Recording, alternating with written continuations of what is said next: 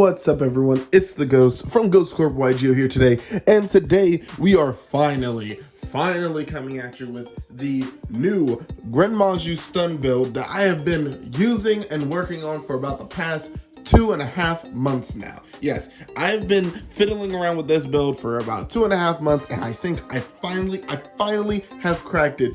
I went to Otakon this past weekend and actually was set to get ready to get to the top 8. I was undefeated up until round 4, then lost round 4, won round 5, lost round 6, and yeah, didn't make top cut, unfortunately. But I've been consistently going either X2 or higher at every single event for the past 2 months with this version of the deck. And I think, personally, this is one of the better versions, especially if you're working on a budget overall. But before we go ahead and get started, I do need to announce the giveaway winner for the Lightning Overdrive Sneak Peek playmat that has been long overdue. The winner is Paulo Ruben. So I'll go ahead and we'll go ahead and get all of your information. Just make sure you comment down below. We'll go ahead and get all your information, get your stuff sent out to you. And don't forget to check out our sponsors, Jade Black and Essentials. Use code GHOSTCORP10 for 10% off your entire order.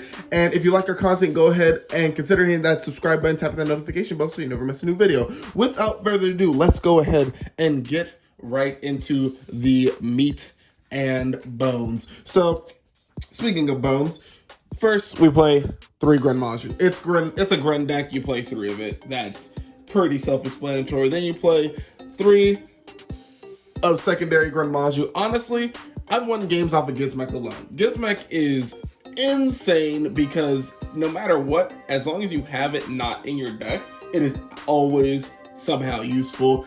You're probably one of the few cards I've ever tribute summoned. I know, right? Crazy. That was a PPG story. Had to tribute summon a Gizmek using a Gizmek just to out a mine or something. That was insane. So then we play 3 Eater. Eater is essentially your backup Maju. If you don't have Maju and you somehow open like 3 Eater, that is still honestly game, because you're just gonna eat your opponent's entire board. Like, seriously. Then the only hand trap we play is Dimension Shifter. Yes, this is the only hand trap we play, and even these have started going up in price, mainly because it does what it needs to do. It is one of the best floodgate hand traps, honestly. In my opinion, it is the best floodgate hand trap, but some people are like, well, droll, and I'm like, but I'd rather get rid of their resources if they attempt, and this can trade very well. Also, sometimes I just shotgun it during standby, so yeah, that way I don't get triple tactics silenced. Then, of course, we play 3 Alpha, 3 Bigfoot, and 3 Thunderbird. So Alpha's probably one of the most expensive cards in this deck, and even these have gone down like 20s, maybe 25s. Bigfoots, they have reprints, so they are a lot more manageable than that, what, $30 price for the secret or whatever. And then we have Thunderbirds, which got reprinted and goes from the past, so they're pretty easy. Best thing is when you can summon your dangers, summon Alpha, well, have Alpha already on board, because you definitely summon that before using your danger effects. Alpha effect, bounce your dangers back to your hand. You can go ahead and use danger effects, yada yada yada, clear your opponent's board very easily.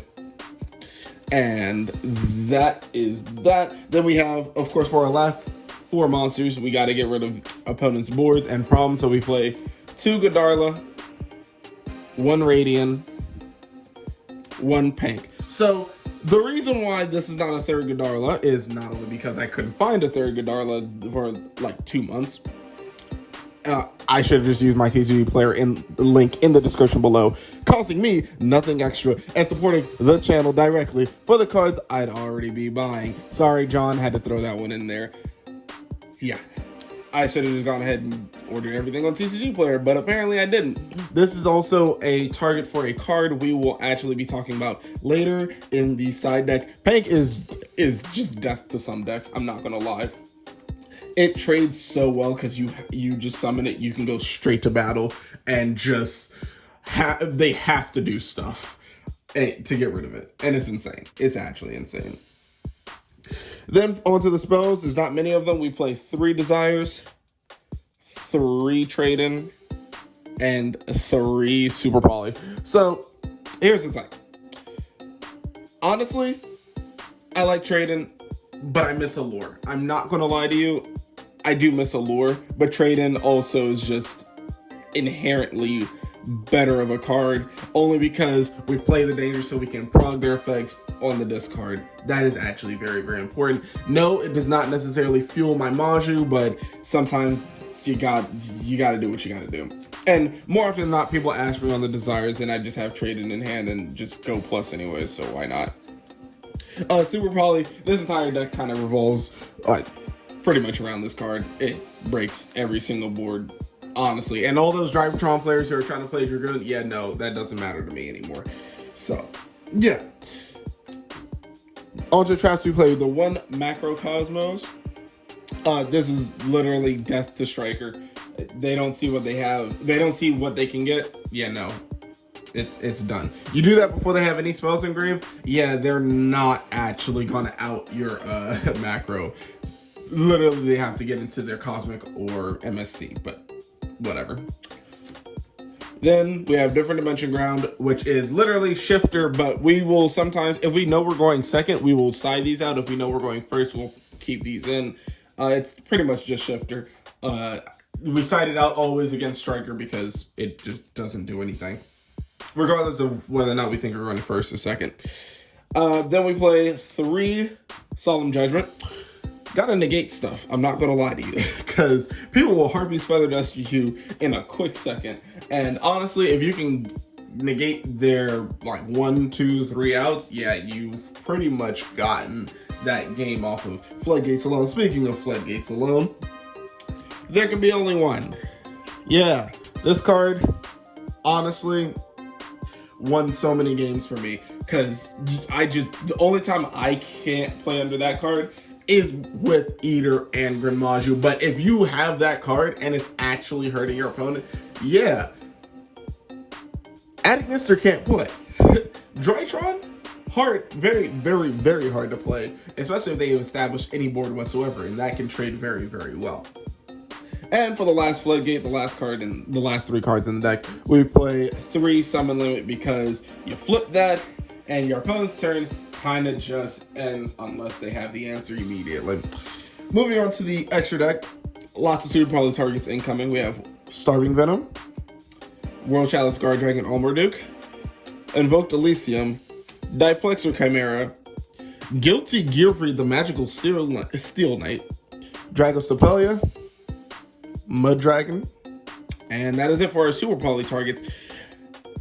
These, honestly, can be changed in and out. The only ones that I say are pretty much almost always going to be good are these guys. Dragostapelia is good because even if you are the one who controls the fusion monster, it's still fine. You just use your own stuff and continue on. Mud Dragon Strikers just have such a terrible time playing around, especially if they have nothing engraved. These are the ones that could change in and out depending on the format. Honestly, I chose Guilty Gearfried because I saw too many people trying to build Infernoble again. So I'm just like, yeah, but no. Diplexer is for all the Cybers decks. So I didn't want to just target down something. And to be fair, I think Earth Golem is actually possibly the better option. But I was interested in Diplexer's effect to basically mean you have to go ahead and stop me in main phase. If you don't, then I will continue on. Almorduke is probably the one that I did not summon at all, but when it is summoned, you win the game. And Elysium, I didn't see any Invoke for a while, to be honest. I've just actually been dodging them. No, don't get me wrong, there are Invoke players, a lot of them, but I just have personally been dodging them, so that happened. Then we have the 1 Dingirsu for our Xyz monster and Sanafon. These are just, they put in so much work turn 1, I'm not going to lie to you. Then we have Relinquished Anima for our first Link monster. Eater of Millions, this broken, especially with Kaiju in hand, insane actually. Then we have Pentastag, IP Masquerena, Nightmare Phoenix, Nightmare Unicorn, and Zeraboros. So more often than not, you will only use this if you are pretty much killing them. A lot of these can be switched out for like the Dragoobion package. I just don't like relying on having level 8s because there's times where I don't, to be completely honest. And also, Zero Bars, even if it gets like impermed or whatever, it's still 3,000, you know, it's fine. Unlike the other things. So it's probably overall the safest play to go. Pentastag allows for piercing, and IP, Phoenix, and Unicorn are just for messing with your opponent. So, and that's it for the extra deck. Moving on quickly to the side deck. First, we have 3 Inspector Border. You summon this against Drytron, they have to activate Nova, and yeah, no, if they don't have it, it's yeah, that's kind of lights out for them. That or drop it or yada yada yada, all the regular outs. Basically, if your opponent doesn't see the out, they lose. Then for our one-offs, we have Harpies, Raigeki, and Red Reboot. If you were watching the PPG stream, you know Raigeki came in super handy because that is what caused me to win my game against Cubics and actually win the entire match. Then we have 3 Twin. Twin is I gotta get rid of your back row. Plus, it not only does that, but I also can use my dangers. So that is actually insane. Twin, pitch a Thunderbird, blow up 3 back row, easy. Then we get into the spice. So let's go ahead and move this away. We're gonna get into the spice, the things that no one else is deciding to do right now. 3 deck lockdown. This deck doesn't search. This deck doesn't special from deck. This card is insane. Drytron cannot play under this card for the most part at all. Agnister, not very well under this card at all. This card literally says mistake, plus you can't special from deck. Now, the only problem is that yes, it does go away during my second standby phase after this card's activation, but that's completely fine. It's whatever. You should be killing them very, very quickly, honestly. Even with all the purple cards in the deck. Or at least establishing enough purple cards to handle whatever they got. Then last but not least, we have Eradicator Epidemic Virus. This is why we have the Radiant in the main. Because if you go give them a Godarla, you summon a Radiant, and you somehow have this set, this is actually able to activate, so you can go ahead, swing under the Godarla, yada yada, you have Radiant, you flip this, and yeah.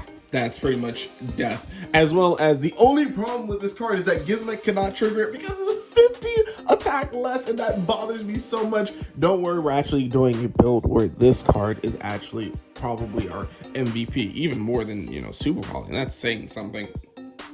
Actually, no, Super Volley still will be our MVP. So don't worry. If you want to go ahead and see that build, let me know in the comment section below, because we're actually working on that build as we speak. I am actually not going to be playing this build anymore for a while, until, like, you know, just have to win or whatever. I'm actually going to be testing a different build, and that is the build that I would like you to go ahead and comment if you want to see. But that is it for today's video. If you like this video, go ahead and smash that like button, consider hitting that subscribe button and tapping that notification bell so you never miss a new video. This has been the Ghost from Ghost Corp YGO, coming at you with the new Gren Maju stun build for the August 2021 format. Don't forget to check out our links in the description below, and again, consider hitting that subscribe button, tapping the notification bell so you never miss when we upload new videos. Don't worry, our skits are going to be coming back. They're in the lab, we are scripting, we are filming, we're doing all this stuff. It's going to be very, very exciting. Don't worry. Like I said, this has been the Ghost from Ghost Corp YGO, signing off.